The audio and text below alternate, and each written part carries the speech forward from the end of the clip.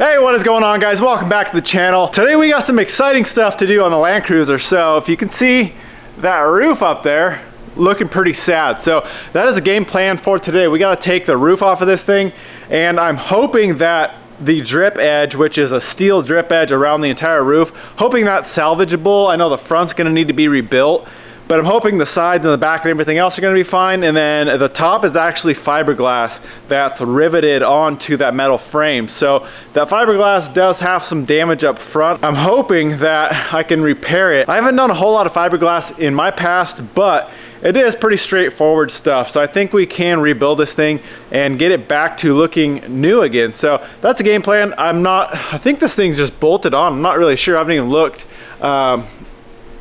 But I think there's just bolts that run along the whole roof here.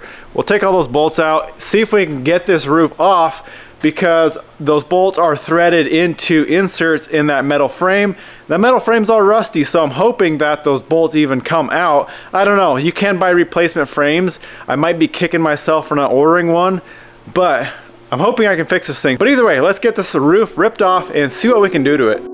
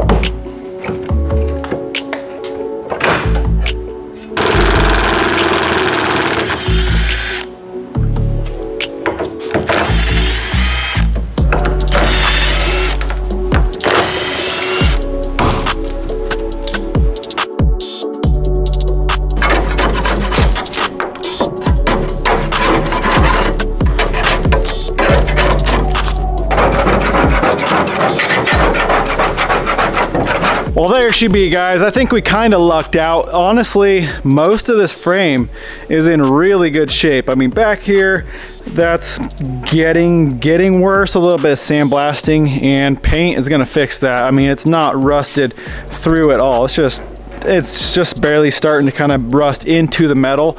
Other than this front, you can see it's all kind of mangled up. So I think this whole front section from basically, I mean, we could probably salvage some of this. These corners, yeah, that corner's not too bad either. Maybe from like here to here, just remake the whole front, and then that fiberglass is gonna have to be kind of straightened out. I don't know how that fiberglass got so warped. There's like a big high spot right in the middle there.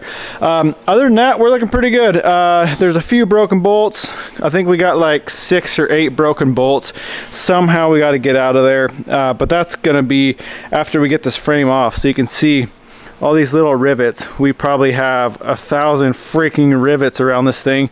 I'm just gonna grind them off and take a punch and see if they punch out. They should go pretty quick. I mean, they're a really small rivet, so grind it flush, take a punch it out. I think that'll work.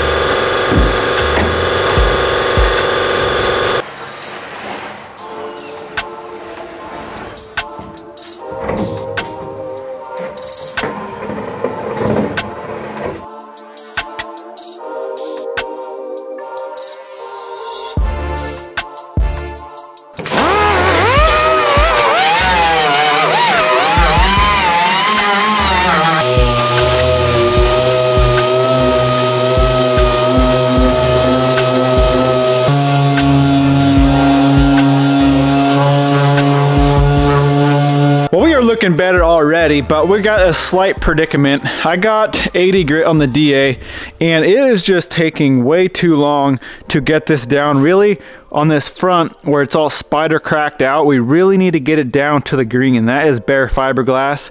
I'm gonna do a layer across the front.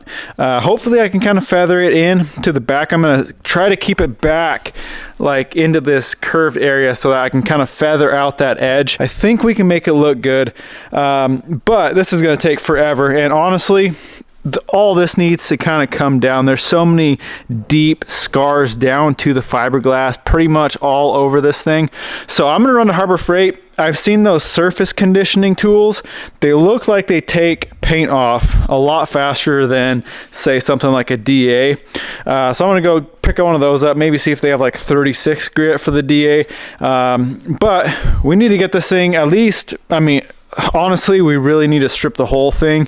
We'll see how long it takes, but for sure, we need like the front foot of this thing down to bare fiberglass so that we can do our fiberglass repair on top of that. And I mean, all this cracking, that needs to disappear. I'm not gonna paint over all the cracking.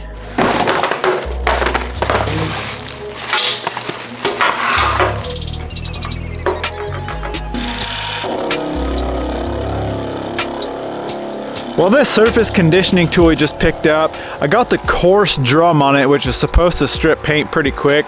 This thing is taking forever. I got probably a quarter of this shell done in maybe an hour and a half, and it's not perfect. It's definitely not flat. I'm gonna have to go over it with a DA to kind of flatten it back out. But what I decided to do is I'm gonna try to sandblast this thing. And turns out it takes the top layer of the paint off pretty quick, and then I don't know if it's the primer or a gel coat or what's underneath this darker tan color, but this stuff doesn't really sandblast off. So I think just taking this top layer off is gonna save us, I mean, an hour, 2 hours maybe, and I blasted this entire roof in about 10 minutes. So that's definitely worth it. We're gonna go back over it with the drum after this, see what we can do, and then we'll hit 80 grit on the DA to flatten it back out. And then we gotta jump on the front, and I wanna do a full, basically a full sheet width of fiberglass over the whole front of this thing to stiffen it back up.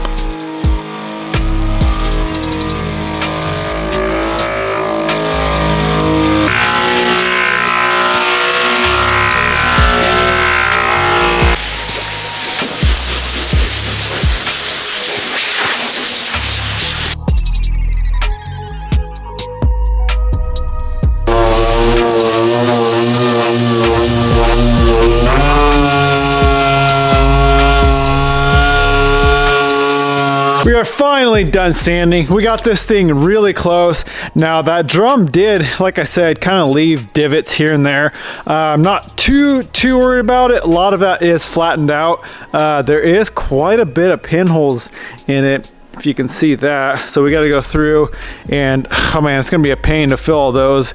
Little bit of damage right there that we got to fill in. As far as what we're doing right now, I want to basically do a coat of fiberglass or a layer. I'm probably actually going to do 2 layers. I'm going to do one down here, maybe 2 inches up, just to get 2 layers on this bottom seam. It is cracked right there, you can see. So what we got to do is somehow clamp or glue this front down to get it flat and straight. And then obviously we can't clamp it because we need to put our fiberglass on top. So I'm gonna find some way to glue it to a piece of wood or something that we can remove. And then we're gonna do a layer, like I said, here, and then we'll come up maybe to the top of basically where all these little cracks are. I mean, they're not cracks, but I don't really know, maybe just like the resin is cracked or something. Definitely I can't feel it anymore, so I'm not too worried about it. But I want to cover all that up with one piece of fiberglass that goes across the entire front there.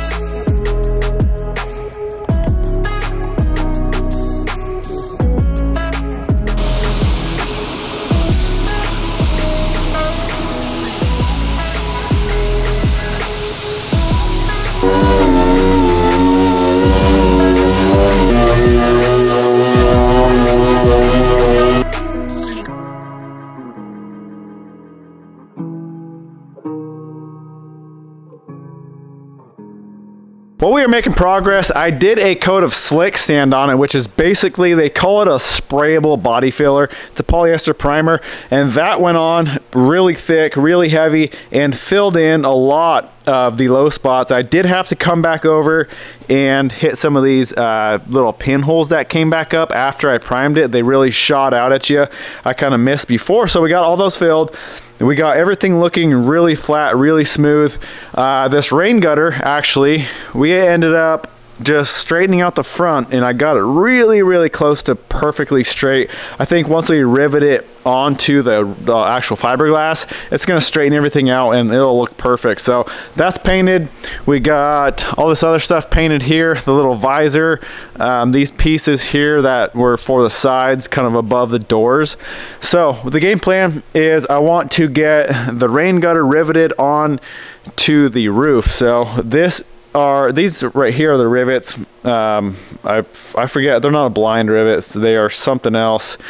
I forget what they're called, but I don't have the tool for these. I've seen people use vice grips before and just weld on like a I don't know, 5/16 bolt on each side, something to capture that rivet, and apparently that they'll squeeze and set these rivets out. So we're going to try that. We're going to use these rivets for the entire roof, and then just a regular blind rivet for that visor, because those vice grips obviously aren't going to reach way up into here.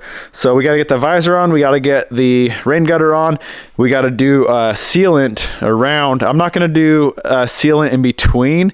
What we got is a self-leveling 2-part sealant, or seam sealer that's self-leveling, so it'll kind of run underneath and fill in all those gaps. This does take a special tool. I'll have all this stuff linked if you guys want to check any of this stuff out, but we should be able to get that figured out with 2 kits of that seam sealer. And then once we have that done, this only takes, I think, 30 minutes. Yeah, working time 10, sets in 15 minutes, top coat time 15 minutes. So it dries really, really fast. Obviously, we're not going to put that in between, because we don't have 15, it's going to take a lot longer than 15 minutes to get everything riveted on. So that's the game plan. Once we get the rain gutter and the visor riveted together, seam sealed and everything, we're going to do a coat of epoxy primer just as a sealer to seal in everything with this roof, make sure everything's held down and sealed in. I know you guys are going to hate me, but I'm going to Raptor line this thing. I'm actually, I think I'm gonna Raptor line the entire thing. I haven't decided on color yet, but I love the look of these FJs with a black roof. So we're gonna do black Raptor liner on the roof here.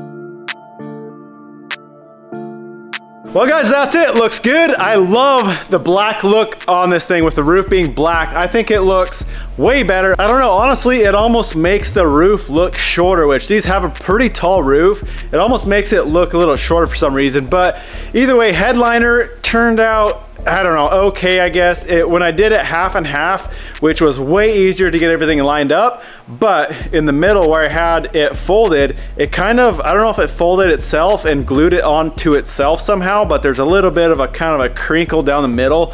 Not a huge deal once we're in it.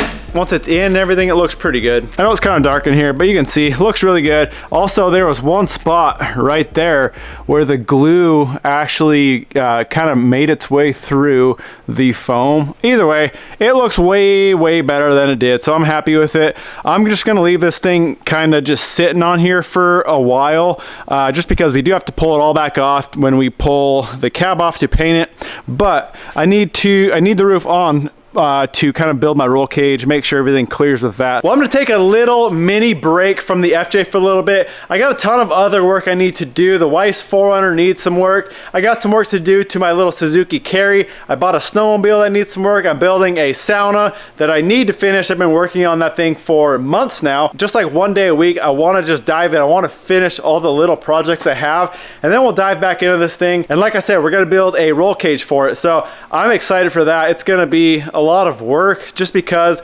I am still very new at, you know, bending tube. That's kind of one thing I do struggle with. So I'm hoping building a cage for this, I'll get some more time with bending tube. Hopefully I can grasp it and just get it dialed in. That way we're not spending weeks building this thing. Well, either way, I'm gonna wrap this one up here. I really hope you guys enjoyed it. Why don't you go smash that thumbs up button, comment, subscribe. We'll catch you in the next one.